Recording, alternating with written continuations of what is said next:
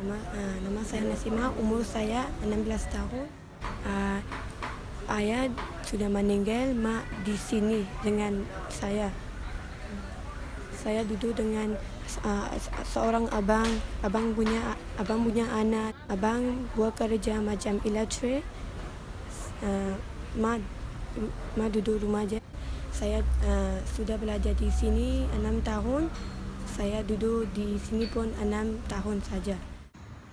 Since the 1970s, Myanmar people have been fleeing to Malaysia because of the arms conflict between Buddhists and Muslims.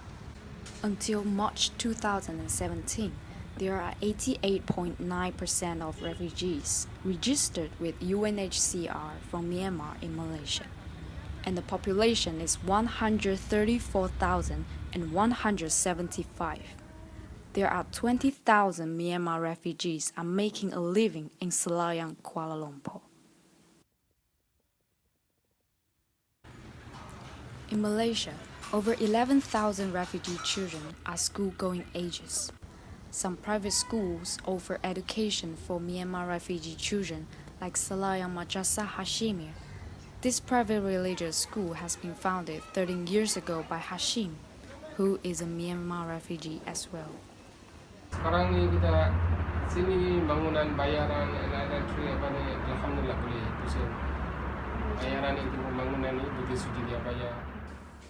This is the school where Nasima is studying at. Saya belajar di Madrasah Hashimiyah. Sekarang mereka ajaran bahasa Myanmar, bahasa English, matematik, sains, tu kelas darjah 1, kelas darjah 3 dengan 2.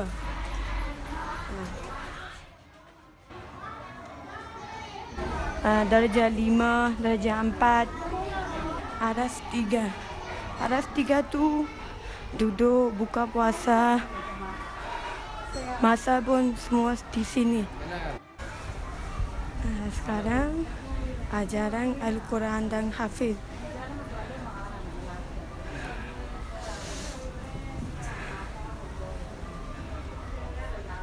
Tu ustaz dengan Al-Quran.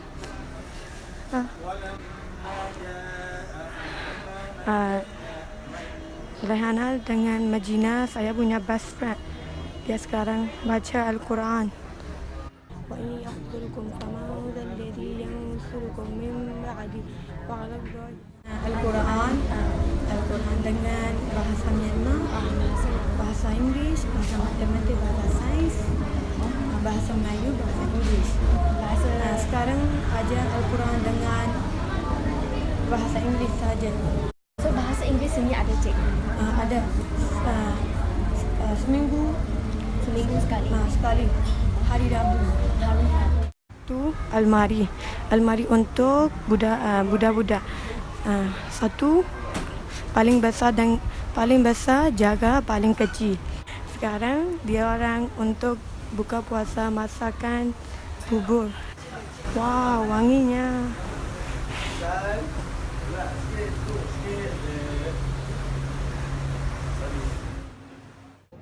The current situation of education for Rohingya refugee children is confronting a lot of challenges. Like health care or accommodation, education can cost a great amount of money.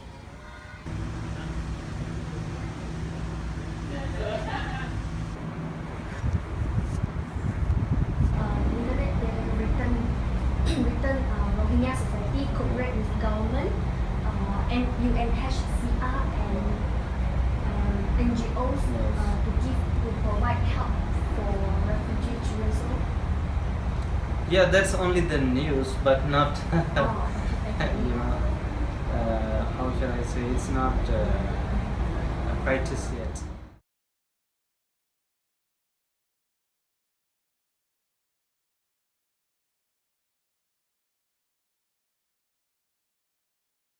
Due to domestic financial difficulties, many children cannot go to school like Nasima.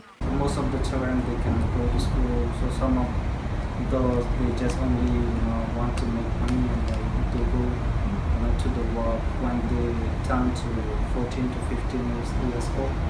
So they start working.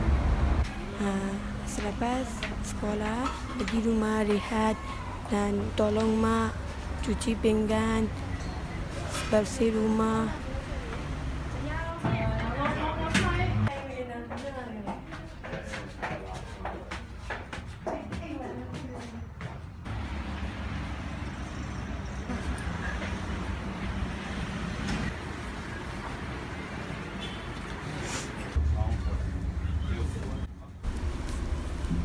Ai đó là sự mà đi lấy cho mà lấy mà muốn tỏ đấy nó cáo nó biểu đấy bỏ và phía trên này. Dạ, tôi biết việc gì làm ăn. None like other immigrants, Nasima lives in Malaysia as a refugee, but the Malaysian government does not take in refugee. In other words, Nasima's identity is recognized as a legal immigrant according to Malaysian government.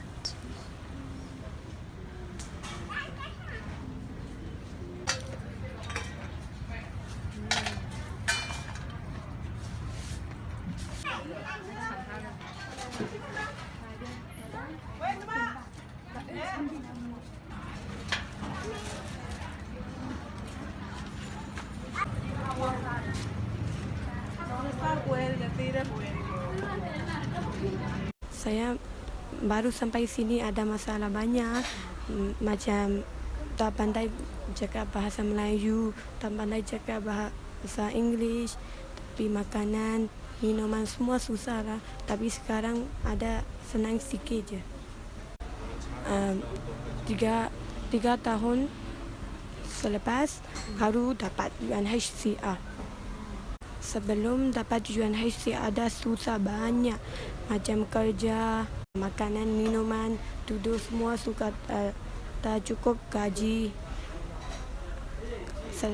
Selepas UNHCR dapat, senang sikit. Boleh kerja di kilang saja. With an identity of illegal immigrant, lucky as Nasima is, after graduating from the community school, a refugee teenager cannot find a decent job to support his or her family. They are living on the edge of the society.